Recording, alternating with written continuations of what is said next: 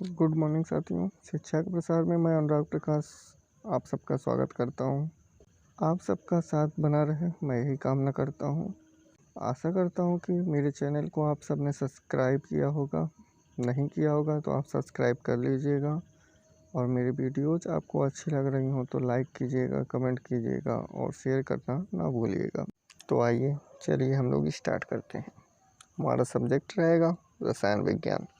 रसायन विज्ञान विज्ञान की वह शाखा है जिसके अंतर्गत पदार्थों के गुणों, उनके घटकों, उनके संरचनाओं तथा उनमें होने वाले परिवर्तनों का अध्ययन किया जाता है। उन्हें रसायन विज्ञान कहते हैं। रसायन विज्ञान एक प्रयोगात्मक विज्ञान है जिसका संबंध पदार्थों के अध्ययन से है। रसायन विज्ञान की प्रमुख शाखाएं निम्न हैं: कार्बनिक रसायन, अकार्बनिक रसायन, भौतिकी रसायन, विश्लेषण रसायन, औद्योगिकी रसायन, जैव रसायन, कृषि रसायन आदि। रसायन विज्ञान की सभी शाखाओं के बारे में हम धीरे धीरे जानकारी एकत्र करते रहेंगे। पहले तो हम ये जान लेते हैं कि रसायन विज्ञान, जिसको हम केमिस्ट्री कहते हैं, उसकी उत्पत्ति कहाँ से हुई थी। केमिस्ट्री शब्द की उत्पत्ति मिस्र देश के प्राचीन नाम कीमिया से हुई है। कीमिया शब्द का अर्थ है काला रंग। मिस्र देश की मिट्टी का रंग काला होने के कारण उसका प्राचीन नाम कीमिया था। प्राचीन काल में मिस्र की कला उच्च शिखर पे थी। संभवतः केमिस्ट्री शब्द मिस्र की कला के लिए प्रयुक्त किया जाता रहा होगा। इसमें संदेह नहीं है कि प्राचीन काल में रसायन का उदय एक कला के रूप में हुआ था, किंतु अब रसायन कला नहीं विज्ञान है। अब आगे हम अगला टॉपिक देखते हैं, रासायनिक अभिक्रियाएं एवं समीकरण। आप सभी लोगों ने दैनिक जीवन में परिस्थितियों को ध्यान में दिया होगा कि किस प्रकार कब कौन सा परिवर्तन हो जाता है, कौन सा रासायनिक अभिक्रिया हो जाती है। गर्मियों में कमरे के तापमान पर दूध को खुला छोड़ दिया जाता है तो क्या होता है? भोजन पकाया जाता है, हमारा शरीर भोजन को पचा लेता है, हम सांस लेते हैं। तो ये सब किस प्रकार की क्रियाएं होती हैं?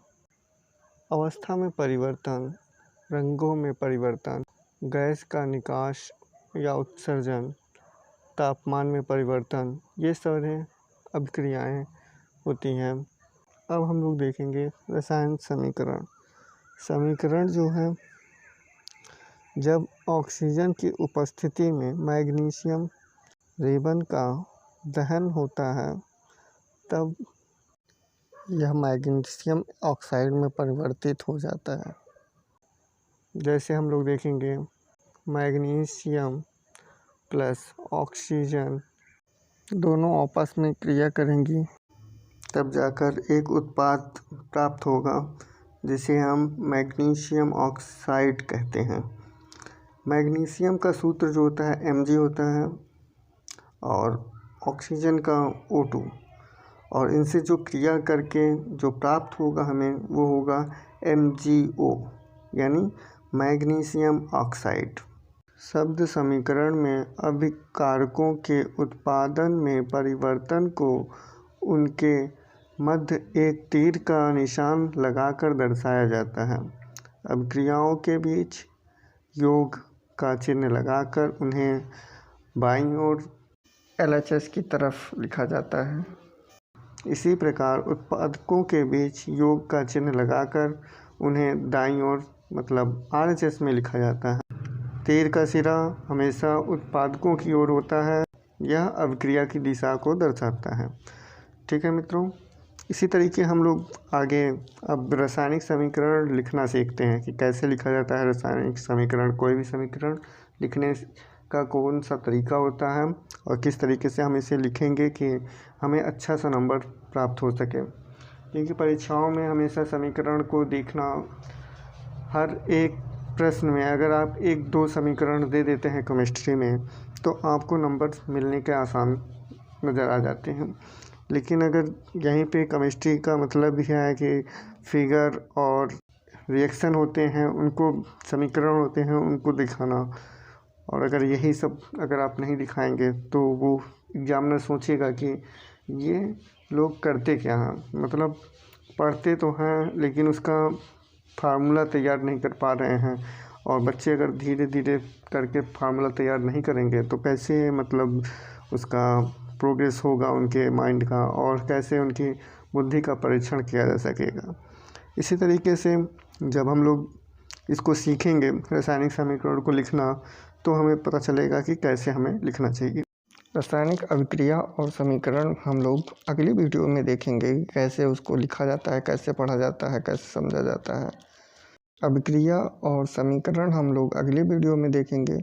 अभी के लिए मेरी वीडियो अगर आपको अच्छी लगी हो तो लाइक करिए, शेयर करिए, कमेंट करिए, और जितने अधिक से अधिक लोग हो सकें वो लोग इसको सब्सक्राइब करें, जिससे हमारी वीडियो आपके पास सबसे पहले पहुंच सके।